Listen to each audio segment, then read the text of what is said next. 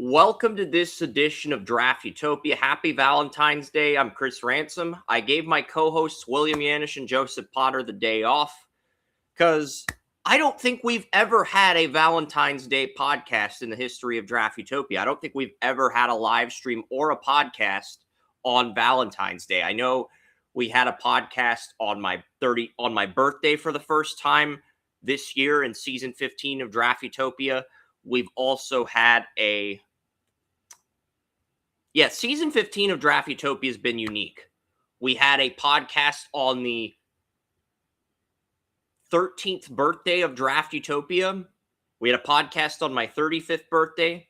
We had never had a podcast on the anniversary of Draft Utopia or my birthday in the history of Draft Utopia's existence.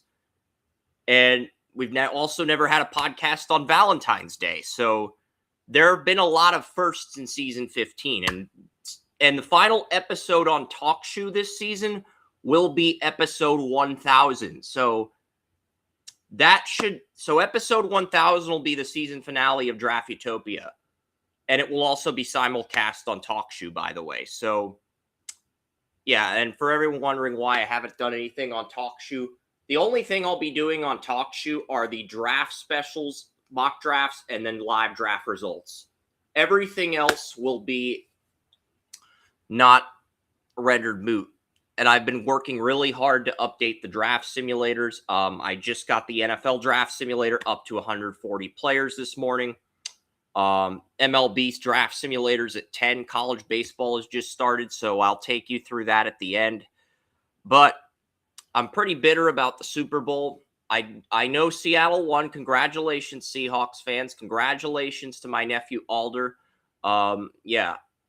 He's a Seahawks fan. He was pretty pissed off after my Patriots won Super Bowl 49.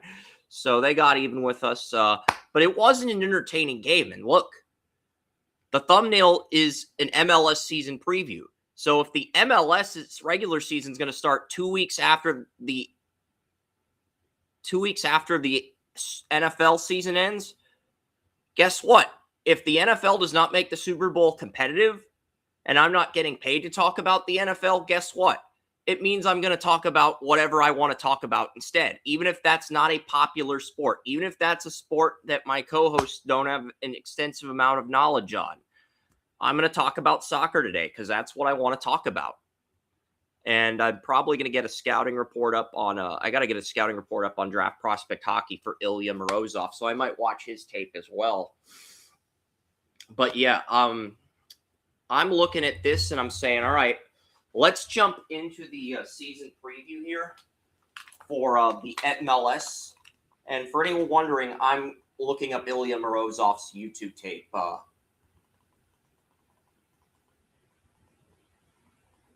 I know I have other tape I can work with.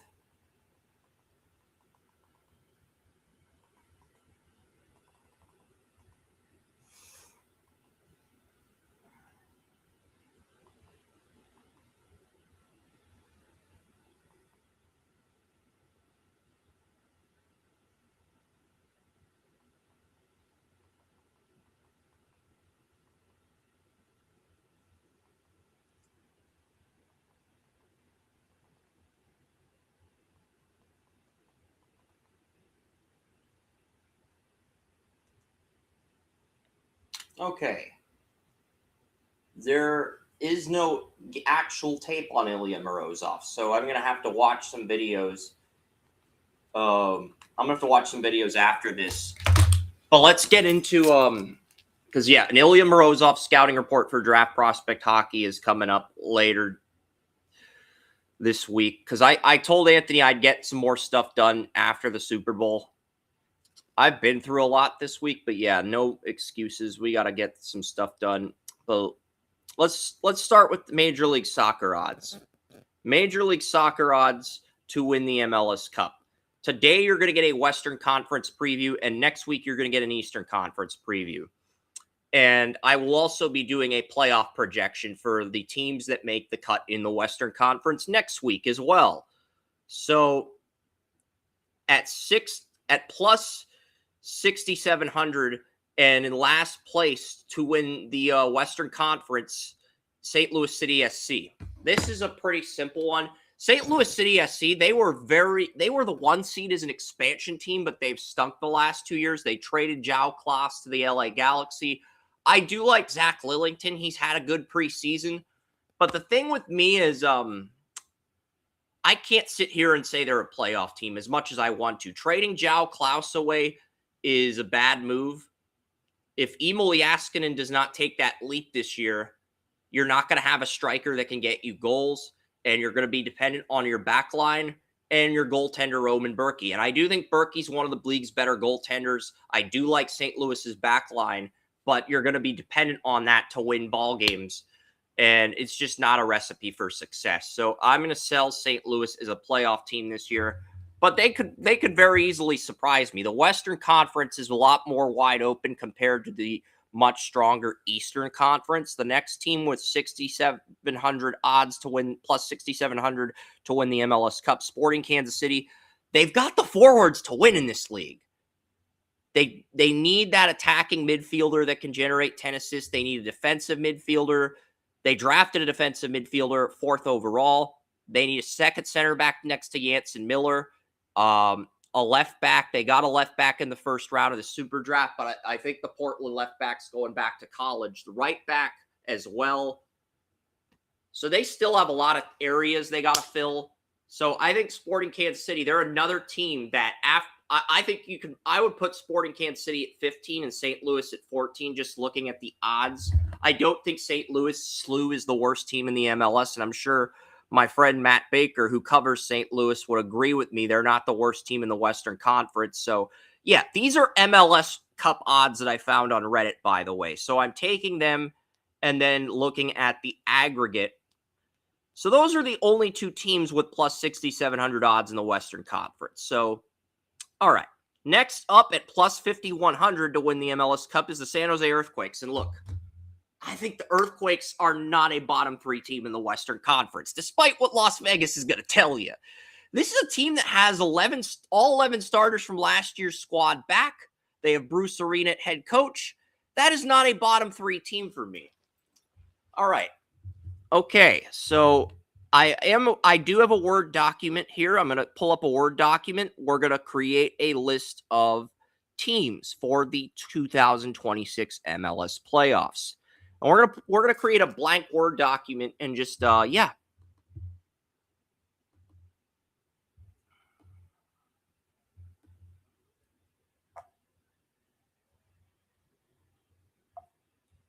I don't care.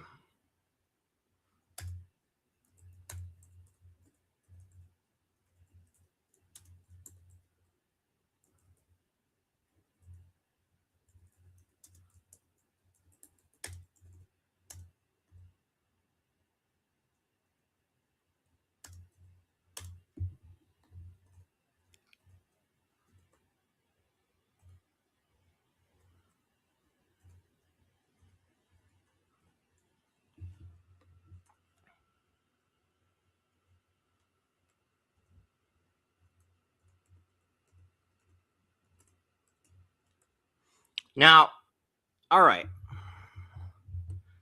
I do have a blank Word document here, and I will share the Word document. All right, so as you can see, here, this is a blank Word document, and you can see that we have one. You know what? I got to make the font a little bit bigger because my audience can barely see. All right, let's increase the font from 12 to 16. Is that better? Yes, that is a little bit better. All right. That's better. Okay. Now, San Jose Earthquakes are going to be the first team that is mentioned on this actual list. And yeah, there we go. The Earthquakes, they're one of 3 teams in the Western Conference that has a good starting 11, along with 2 of the better teams over the years in You have LAFC and the Vancouver. You have LAFC and the Vancouver White. Not Vancouver. I'm thinking of the Seattle Sounders. You have LAFC and the Seattle Sounders. I'd say those are the two teams with the best starting 11s. You could also make an argument for my LA Galaxy as well, with Ricky P coming back from a torn ACL and attacking midfielder, 11 assists in 2024, and Yao Klaus. Now the Galaxy have a starting 11 that can go toe-to-toe with some of these teams. I think you could argue San Jose is no worse than 9th in the play-in round, and I think you can make an argument with San Jose being one of four teams with a good starting 11 in the Western Conference. I think you could argue for San Jose as high as number 3. What's the median between 9 and 3? It's 6. So we're going to put the San Jose Earthquakes right here at number 6. That, spoiler alert, that is going to be the first playoff team. Yeah, so that San Jose Earthquakes, they're going to be the first playoff team among this group at number 6. So yes. And I think that's a fair assessment because they're one of 4 teams in the Western Conference with all 11 starters back, but they missed the top 9 last year. So you could argue they're number 9 at worst, they're number 3 at best. I think number 6 is a fair spot to put them in. So they're going to be number 6. Next up is the Portland Timbers. This team really infuriates me because in 2024, they had 3 10-goal scorers. Last year, they didn't have any. Honestly, I don't think they even deserve to be in the playoffs. If their goal scorers are not, and their defense was better than it was in 2024, but it's just, I don't think they have the pieces to win. The next team at plus 5,100 is FC Dallas. FC Dallas is in the thumbnail of my picture. And even though they may not be a complete team yet, the forward depth, they have a lot of good things going for them. Okay? And when I say FC Dallas has a lot of good things going for them, I mean they have a lot of good things going for them. They're unbeaten in the preseason, but they run a 4-4-2 formation. Peter Musa at striker. You have Logan Farrington, 3rd overall pick in 2024. You get Ricky Lewis and Nicholas Simmons. You now have 4 good forwards.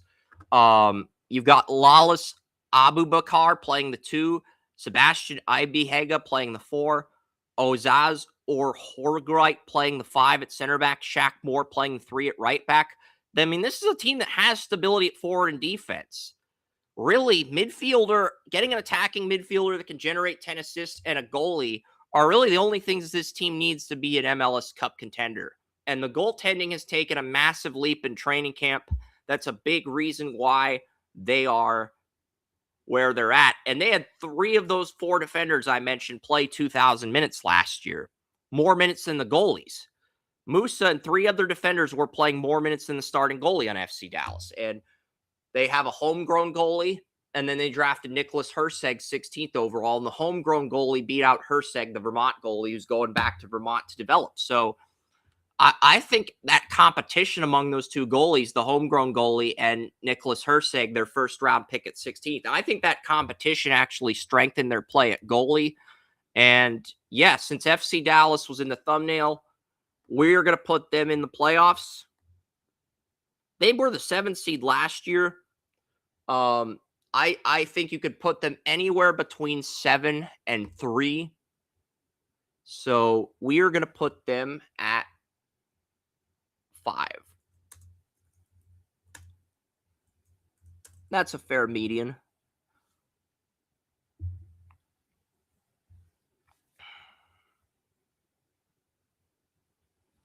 All right, so they're going to be number 5.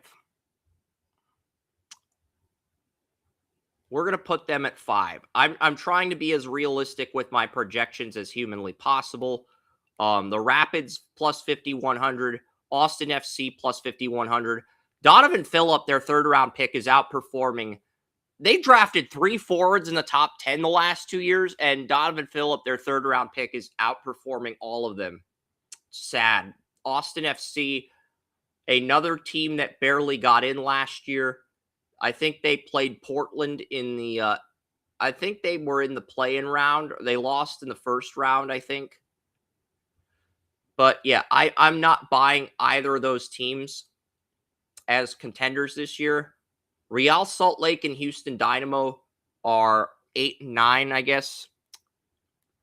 I mean, look, I don't know if I want to put the Houston Dynamo. They got a good goalie. They got the goalie for Logan Erb, the North Carolina State goalie. That was like the one area they needed to address, but they've got a lot of other good pieces. And Real Salt Lake, they are another team that has some pieces as well. And Pablo Mastroeni's their head coach. So honestly, I don't know whether to pick Houston or Real Salt Lake here, but those two teams are going to come in at 8 and 9. They're going to be the play-in teams.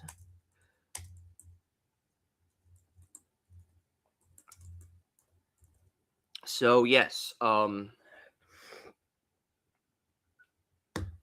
right. So those two are going to be the 8 and 9 teams.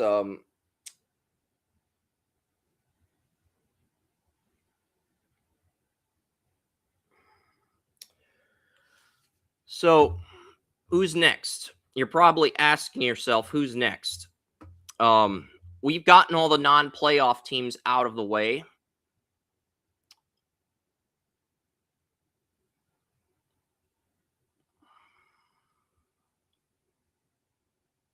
Minnesota's not going to be in my field of teams. Minnesota, they lost Dane St. Clair.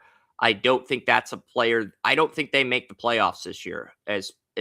As harsh as that sounds, I don't think they get in the playoff field.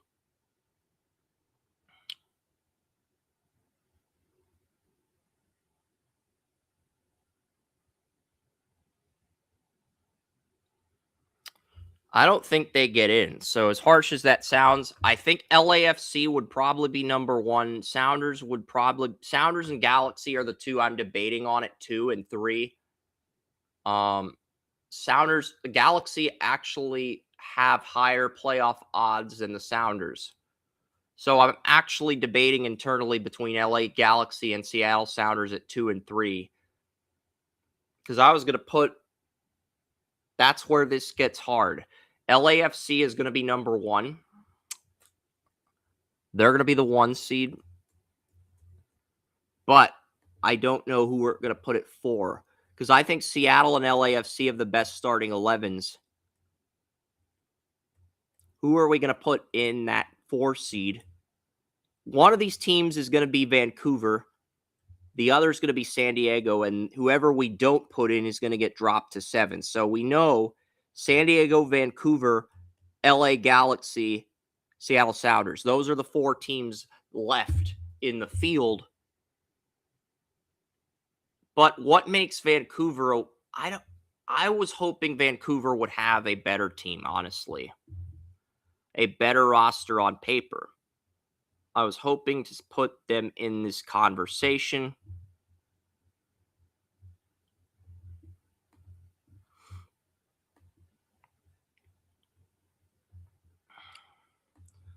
If San Diego had a striker and an attacking midfielder, I'd rank them higher than 7th. But honestly, they're going to have Brian White was the central forward, the striker on Vancouver. And they don't have an attacking midfielder. Brian White used to be a midfielder that converted to forward. So they did get Zach Ramsey. If Zach Ramsey ends up becoming the attacking midfielder, Vancouver has a good starting 11. If he makes the team. If he doesn't, then... But that's probably what we're going to do here. So we're going to put Vancouver at 4. Well, no. We're going to put San Diego at 7 because you look at the odds. Let's look at the odds and the aggregate. Vancouver has the second best odds to win the Western Conference behind LAFC. But I think they're the 4th worst team. Among teams in the field, I think they are I think they are the third worst team. So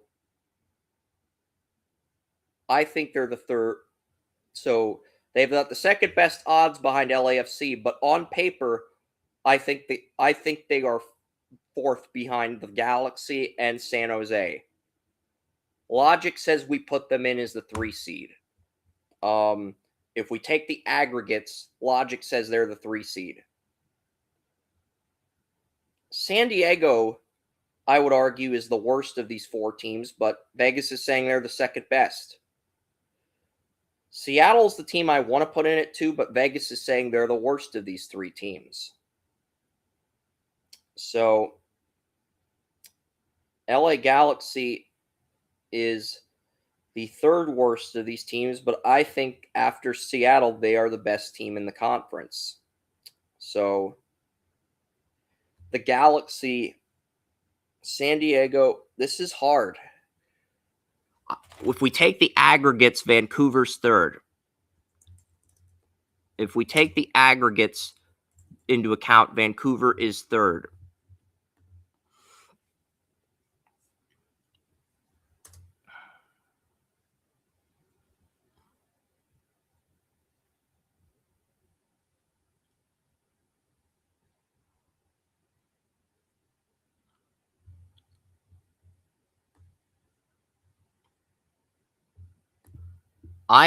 We're going to put the Los Angeles Galaxy. I don't know. I really want to put FC Dallas in the top 3, but the aggregate says I shouldn't.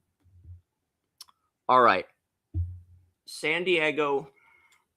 We're going to put San Diego at 7. I think they will take a step back because not having that 10-goal striker, not having that attacking midfielder is going to come back to bite San Diego in the rear end at a certain point. But San Diego and Seattle both made the playoffs last year. LA Galaxy didn't. So we're going to go Seattle Sounders at 2. And then we're debating between the LA Galaxy and San Diego at 4 and 7. So that's really where this gets interesting. I had the Galaxy at 4, and I do like, and so does Vegas. So that's what we're gonna go with. If San Diego's got a great defense, a great goalie as well. So that's gonna be the Western Conference. I think I am going to do the East. How many minutes have I been on the air on Restream?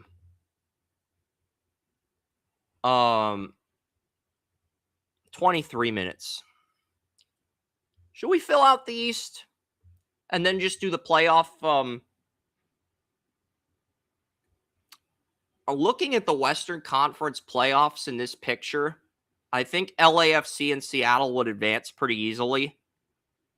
Honestly, I like San Jose to upset Vancouver as a 6 seed. And then I would probably go with the LA Galaxy. And then that would leave... I've got Sounders. I like the Sounders this year. I don't know why. It's a weird feeling. I've got the Galaxy knocking off LAFC. And then I've got the Sounders beating the Earthquakes in round 2. And then I've got the Sounders beating the Galaxy in a rematch of the Western Conference Finals 2 years ago, except this time Seattle would have home field. So I've got Sounders over Galaxy. But again, if LAFC wins over the Galaxy in that heated rivalry, LAFC wins over Seattle with home field. No doubt about that. And FC Dallas is interesting because if FC Dallas beats my LA Galaxy, I could see them winning the West as well. It just depends. Since we have FC Dallas in the thumbnail, we'll make... Nah, screw this. We're going to make FC Dallas number 1 just for clickbait purposes since they're in the thumbnail. I'm going to redo this. I'm redoing this entire freaking piece of bracket.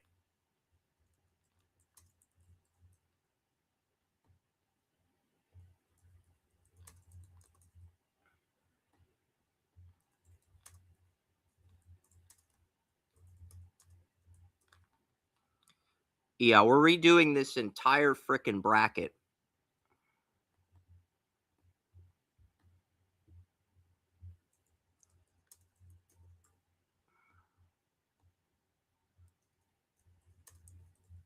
I do not think FC Dallas is going to be the 1 seed, but since I put them in the thumbnail, the reason I put FC Dallas in the thumbnail is because the rookies, Ricky Lewis, 2 goals, 2 assists in some preseason games. Nicholas Simmons has looked fantastic as well. Simmons and Farrington have built chemistry, and they've got that guy. They've got a great team this year. I mean, they've got a striker in. They've got one of the league's best strikers in Pitar Musa. You got Pitar Musa, Logan Farrington, Ricky Lewis, and Nicholas Simmons. That 4 at forward is going to be, that quadro of forwards is going to be very difficult to deal with. So, that's why.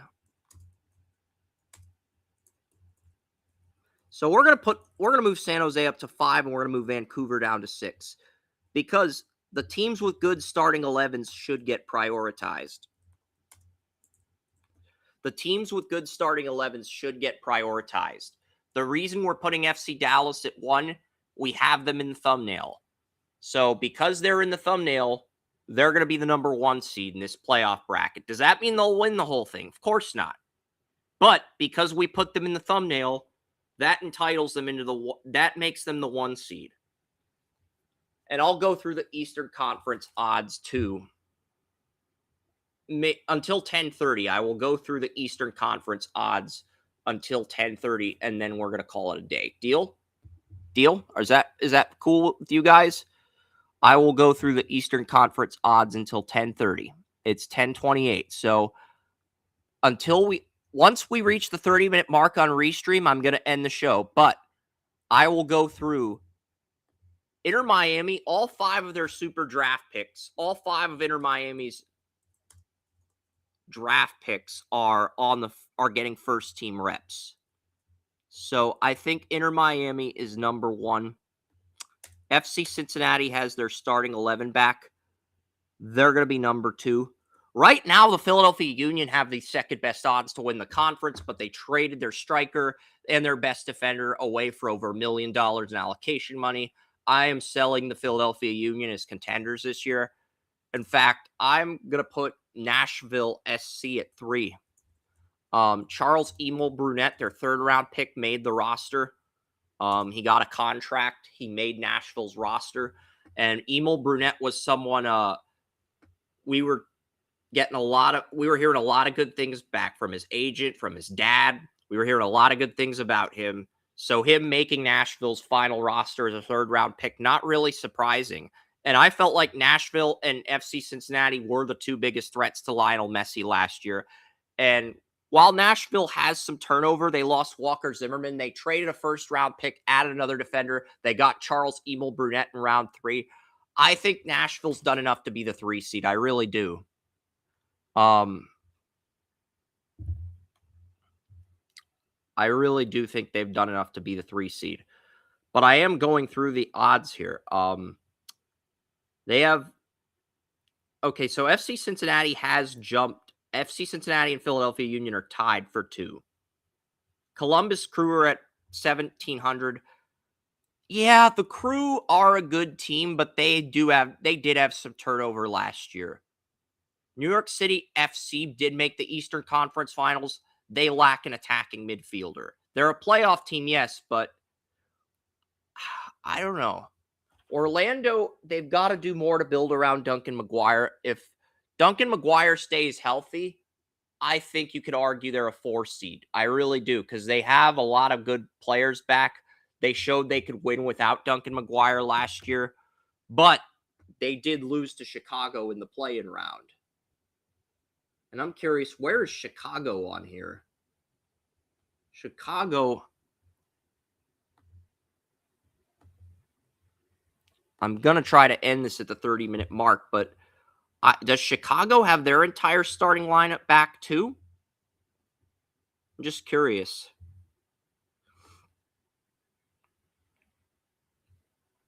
I might put Chicago at 4. Yeah, Chicago's got the same starting lineup as last year. So I think, you know what? I think what we're going to do is we're going to put,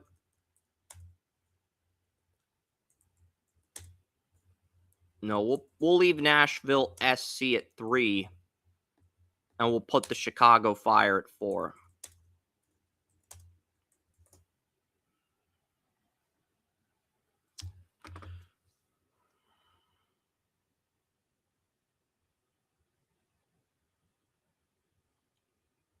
And Chicago's opponent will be, how many other teams have good starting 11s, though? Looking at this list, who's the best team left in the field?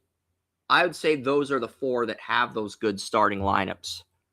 I'll look at the Crew. I'll look at the Union really quickly here. I don't want to take too much time up, but I'll look at the Columbus Crew and I'll look at the Philadelphia Union, see where those teams. Because I think at this point, the Crew,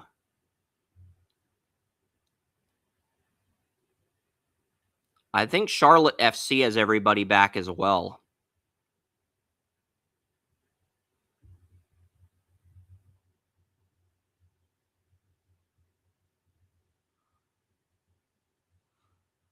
Diego Rossi, they've got Hugo Picard as a secondary striker. Zawinski, I like their midfield play. They do lose a center back. They did lose Nogby to retirement. So they do have a few holes. Columbus does.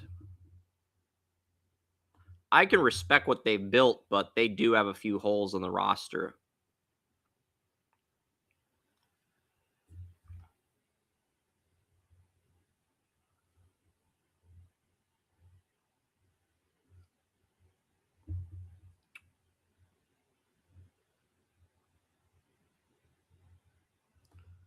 All right, we're going to put Charlotte FC at 5. And then that leaves us with New York City FC, the Philadelphia Union. Yeah, these teams are the only 5 teams with decent starting 11s in the East. So I'd say there's 9 teams. But I just feel like there's a huge drop-off. After Inter Miami, CF, and FC Cincinnati, there's a huge drop-off in talent. And then there's not really a team with a dominant starting 11 after that. So we're going to put New York City FC here in that spot against Nashville. So New York City FC, they have everybody back, but they need that attacking midfielder. They need that number 10 to fill out their lineup. That means the Union are going to be number 7. So who will end up playing who in the play-in game? Looks like we have Columbus and Orlando in the play-in game. New England, I don't think they get in. Montreal is just awful. DC United's got some talented pieces, okay? It's like, if they DC United could actually get in. Like, for real, they got a good striker. They got Richie Amon. I like what they did in the Super Draft. I'm very tempted to put DC United in the field. I really am, but we'll see. I'm selling the Union. I'm sorry, I can't do it. I'm selling the Union. FC.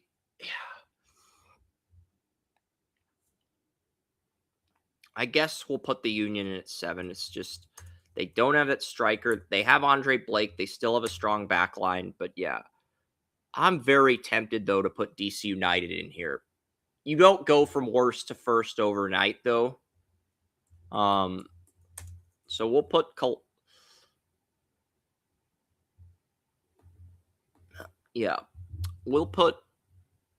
we'll put Orlando at 7.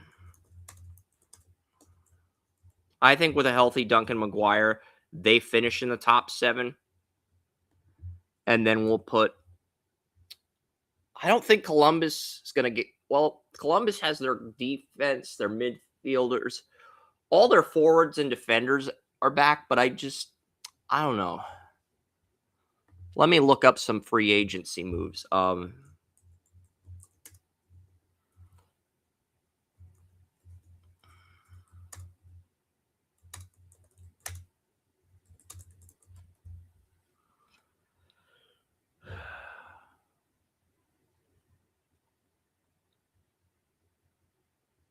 They got Sean Johnson at goalie, former 36-year-old goalie. I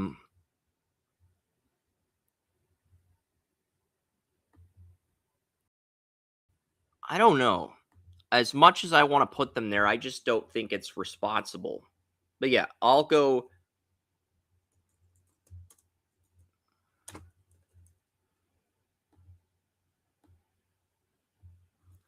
I'm going to go Columbus here at 8. But I'm debating between the Union and DC United.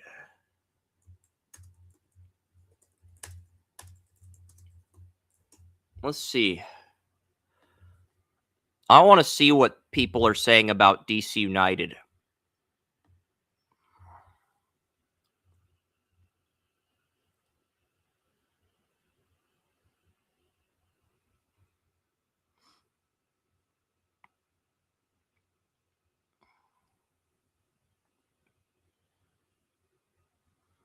I think Barbaro can cohesion.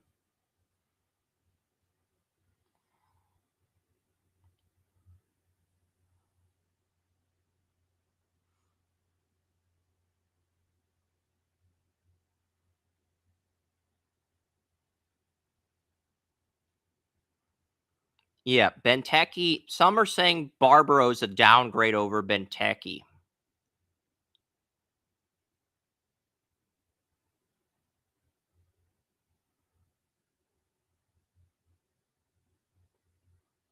What did the Philadelphia Union add?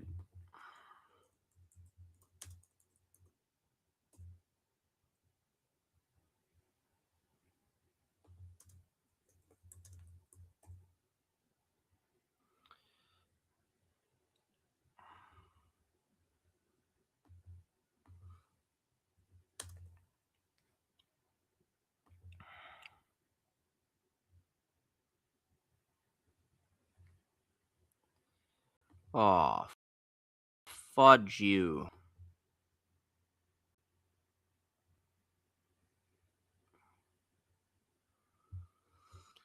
I just...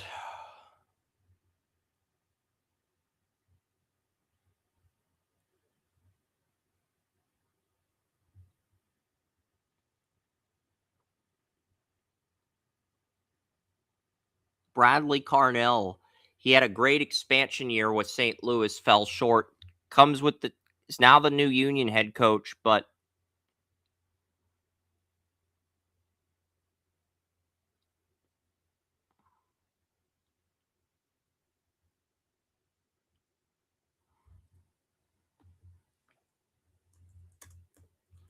who the hell is Ernst Tanner? Okay, so he's on an investigation for racist, sexist comments. I really want to put DC United here. I don't think I'm not buying the Union.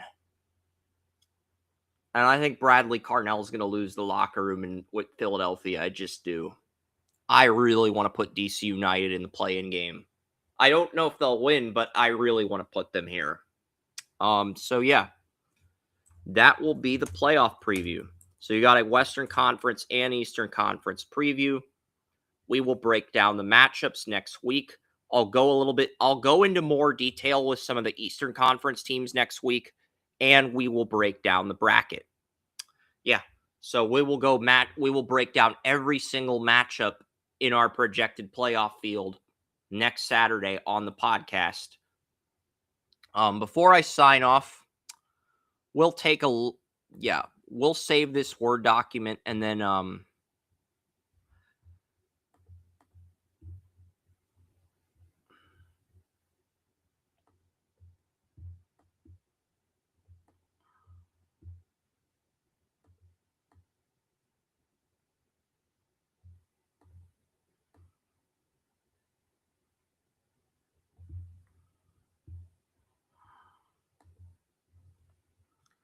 So, yeah. All right. Added Nussmeier and Bryce Lance to the Draft Simulator. MLB Draft Simulator here. We're going to screen share this. We've been on the air for 40 minutes. I don't know.